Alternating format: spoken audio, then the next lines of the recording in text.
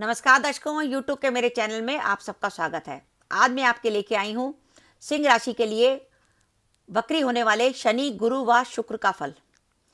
शनि महाराज 11 मई 2020 से वक्री अवस्था में आ रहे हैं और वो 142 दिन तक वक्री रहेंगे और 28 सितंबर के बाद जो है मार्गी होंगे।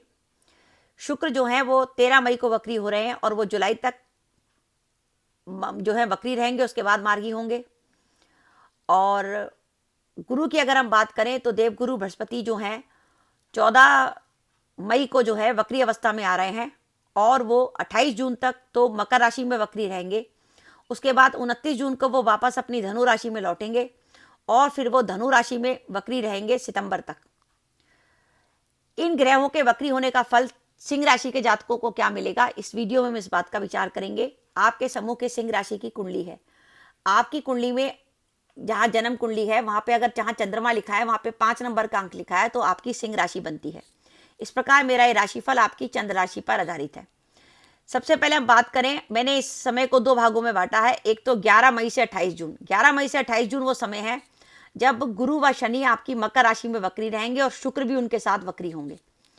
यहाँ पर शनि जो है वो आपके छठे भाव के स्वामी और सप्तमेश होकर वक्री हुए हैं। गुरु आपके पंचमेश और अष्टमेश होकर वक्री हुए हैं और शुक्र आपके तृतीयेश व दशमेश होकर वक्री हुए हैं।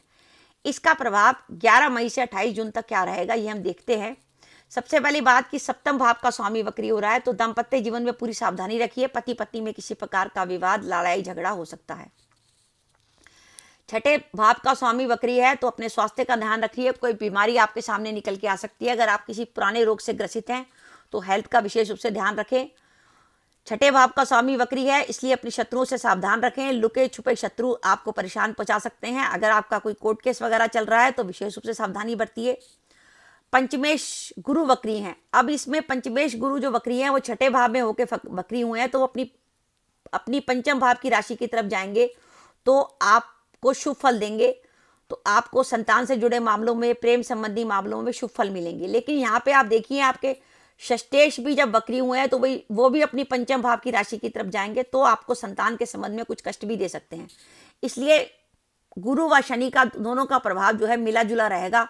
तो आप जहाँ तक प्रेम संबंध है और जहाँ तक संतान से जुड़े मामले हैं इसमें किसी प्रकार की कोई लापरवाही ना बरतें, पूरा ध्यान रखें। कोई भी अगर आपकी संतान को लेकर कोई समस्या होती है तो उसमें लापरवाही ना बरतें और आपके प्रेम संबंधों में कोई बाधा आती है तो उसमें लापरवाही ना बरतें।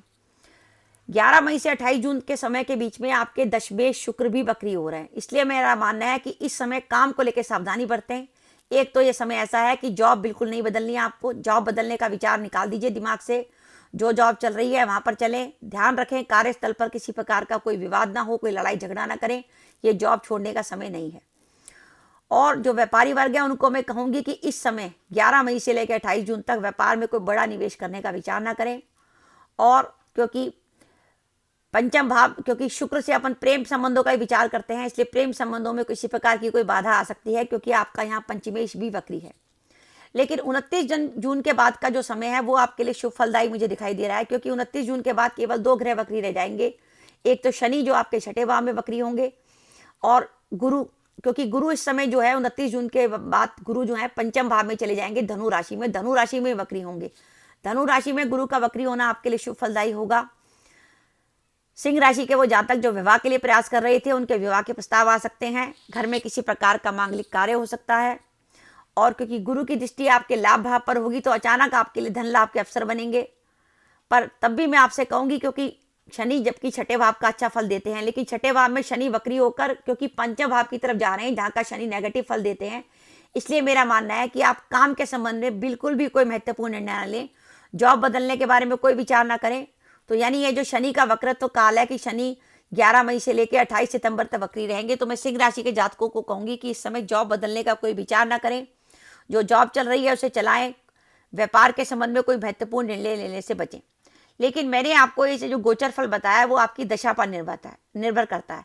अगर आपकी दशाएं बहुत अच्छी चल रही हैं, ऐसे ग्रह की दशा चल रही है जो भाग्येश मंगल है, दशमेश शुक्र है या लाभेश बुध है, तो आपको इस गोचर का इतना नेगेटिव फल नहीं मिलेगा। क्योंकि विशेष रूप पे ये गोचर का फल जो है 11 मई से 28 जून तक थोड़ा बहुत नेगेटिविटी आ रही है क्योंकि इसमें आपका दशमेश भी इफेक्ट हो रहा है। तो ये 11 मई से 28 जून का जो समय है वो आपके काम के भाव पर जरूर प्रभाव डालेगा। लेकिन अगर आपकी दशा सही चल रही होगी तो इतना नेगेटिव प्रभाव नहीं होगा। लेकिन अगर आपकी दशा किसी ऐसे ग्रह की चल रही होगी जो छठे भाव में बैठा हो या 8वें भाव में बैठा हो, तो हो सकता है आपको इस गोचर की कुछ नेगेटिविटी मिले।